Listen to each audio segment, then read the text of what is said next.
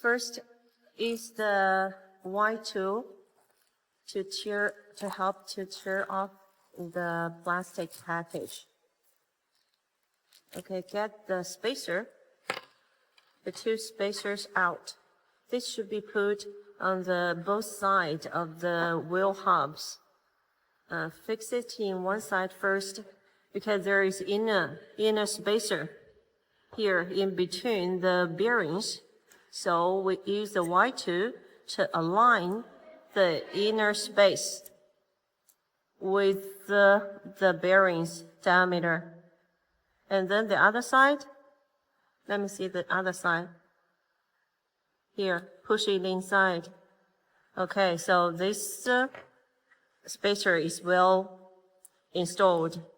And put the other spacer into the other side of the hub.